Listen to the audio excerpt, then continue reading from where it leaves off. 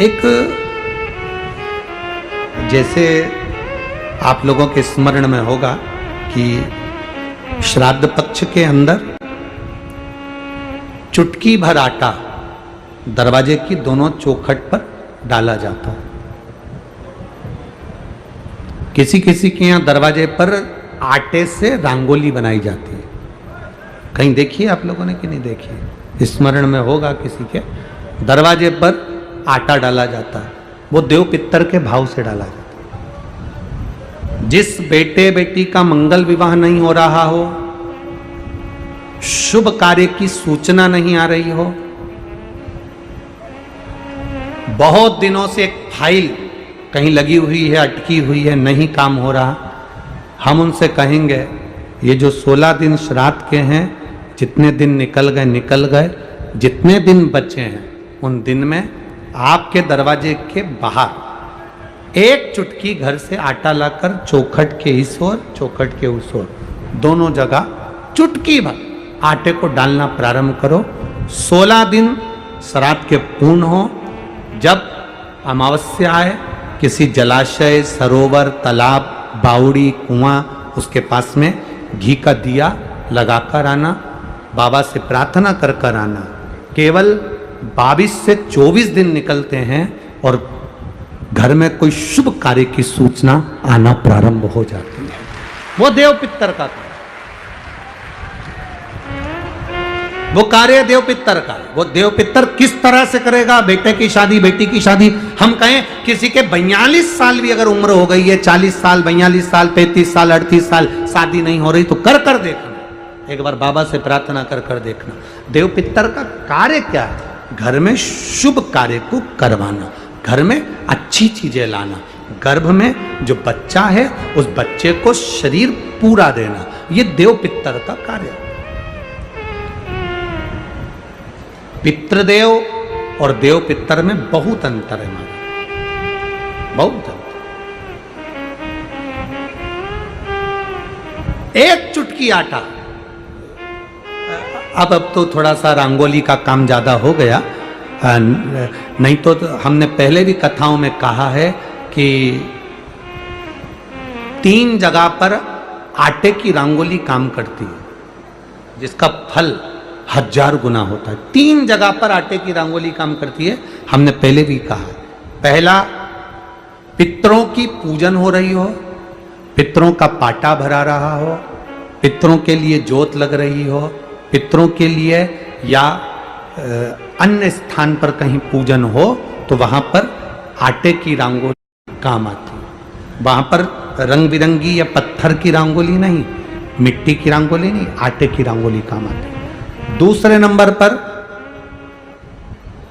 तुम्हारे घर में यज्ञ हो रहा हो, घर के बाहर यज्ञ हो रहा हो, यज्ञ चल रहा हो, उस यज्ञ में 3 परिधियां बनती हैं ब्रह्मा विष्णु महेश की। देखिए आप लोगों ने, यज्ञ कुंड जो बनाया जाता है, उस यज्ञ कुंड पर पत्थर की रंगोली नहीं, मिट्टी की रंगोली नहीं, आटे की रंगोली डलना चाहिए।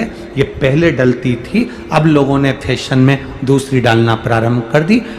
आटे की रंगोली डली होती है जब हम साकल्य छोड़ते हैं, अग्नि को जब हम साकल्य देते हैं, तो जिस आटे की रंगोली उस पर बनी होती है, तो हमारी जो साकल्य छोड़ी जाती है उसमें से एक अंश भाग हमारे पितरों के खाते में चला जाता है, जिससे पितरों की मुक्ति प्राप्त हो जाती है। तीसरा, आटे की रंगोली तीसरी, घर में शादी हो रही हो, मंडप बंधा हो, उस मंडप के नीचे जब पूजन हो रही हो, उस समय पर पत्थर की या मिट्टी की रंगोली नहीं। अगर पंडित पूजन करा रहे हैं या मंडप की पूजन हो रही है, जिसके नीचे लड़का लड़की की भांवर होगी, दूल्हा बैठेगा, दुल्हन बैठेगी, वहां मिट्टी की रंगोली या पत्थर की रंगोली नहीं, उस जगह पर आटे की, हल्दी की रंगोली डाली जाती है। अब आपके यहाँ डालते कि नहीं डालते पता नहीं, पर हमारे यहाँ शास्त्र रीति कहती है ये 3 जगह की जो रंगोलियां हैं, ये हमको आटे की रंगोली डलने से, क्यों? शादी के मंडप में पत्थर की रंगोली या मिट्टी की रंगोली क्यों नहीं डाली जाती? शादी के मंडप में यहाँ दूल्हा दुल्हन की शादी होती है, वहाँ पंडित जी भी आटे की रंगोली डाल देते हैं, घर की बहन बेटियां आटे की रंगोली डाल देती है। उसका कारण क्या होता है? जिसकी शादी में मंडप के नीचे आटे की रंगोली डलती है, वहां पितरों को निमंत्रण नहीं देने की जरूरत पड़ती। वहां पितर उस वर कन्या को आशीर्वाद देते हैं, जिससे उनका वंश बढ़ता है, वंश रुकता नहीं। और ये निश्चित है, जिसकी शादी में, जिसके विवाह में आटे की रंगोली डलकर भांवर हुई होगी, उसके घर में संतान सुख रुक नहीं सकता, उसके यहाँ संतान का सुख होता ही है। जिसके यहाँ आजकल ये पत्थर रंगोली डाल देते हैं, डाल दिया और कह दिया बस, क्योंकि आजकल फैशन में तो दुनिया जी रही है, तो आटे की रंगोली कौन डाले, तो वो फैशन में चल गया। तो संतान की प्राप्ति में भी थोड़ा सा, अब तुम देखो पहले का समय आज का समय कितना अंतर है महाराज।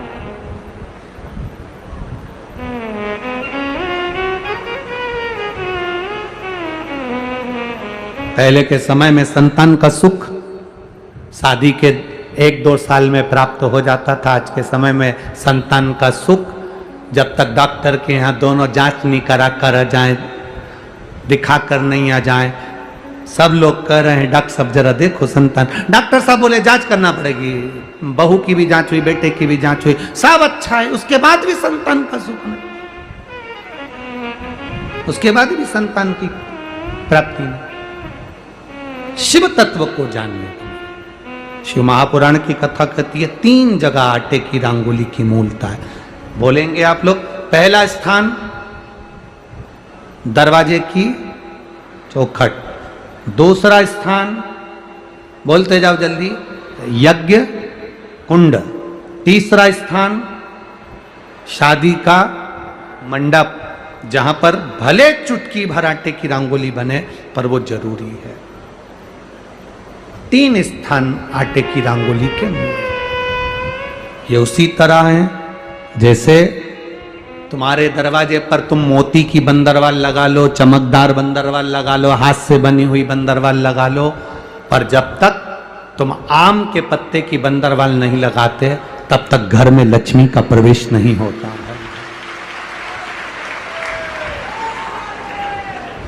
आम के पत्ते की बंदरवाल,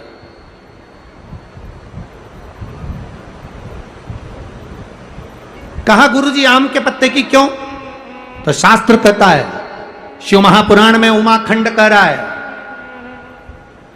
कामदेव आम के पल्लव में छुपकर बाण मार रहे थे। कहां छुपे थे? आम के पल्लव में, आम के पत्तों में छुपकर कामदेव बाण चला रहे। भगवान शंकर का जब तीसरा नेत्र खुला, कामदेव आम के वृक्ष पर भस्म हो गए, आम का वृक्ष जलने लगा, आम के पत्तों में अग्नि प्रकट होने लगी।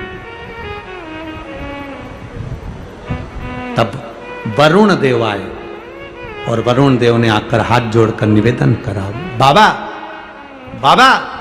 भोलेनाथ जी बोले क्या बात है वरुण? वरुण जी कहते हैं इस आम के वृक्ष ने तो कुछ नहीं बिगाड़ा, फिर ये क्यों जल रहा? आप कृपा करिए, दया करिए। शंकर भगवान ने वर प्रदान कर दिया, तूने मेरी दृष्टि का तेज ग्रहण करा है, मैं तुझे वर देता हूं। जिसके दरवाजे पर आम के पल्लव की बंदरवाल बंधती है, उसके घर में मेरी दृष्टि सदा पड़ी रहती है, वहां रोग व्याधि दुख नहीं आता। अब तो आम के पत्ते गायब हो गए और आम के पत्ते की जगह प्लास्टिक के आम के पत्ते बनकर आ गए, और लोगों ने उसी प्लास्टिक के आम के पत्ते की बंदरवाल बांध दी। महाराज आम के पल्लव पर शंकर की दृष्टि पड़ी, क्योंकि कामदेव जलकर भस्म हुआ था उसी आम के पल्लव पर बैठकर। आम के पल्लव पर बैठकर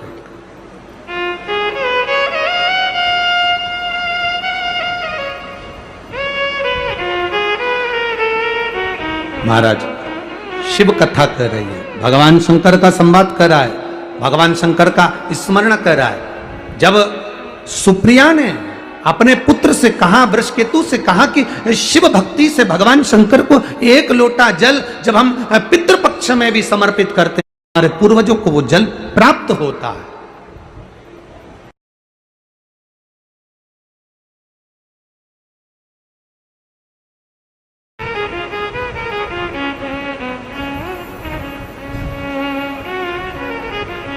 तेरी कृपा बिना न हिले एक भी, लेते हैं श्वास तेरी कृपा से तनु तनु। बखान क्या करूं मैं राखों के ढेर का, चपटी भभूत में खजाना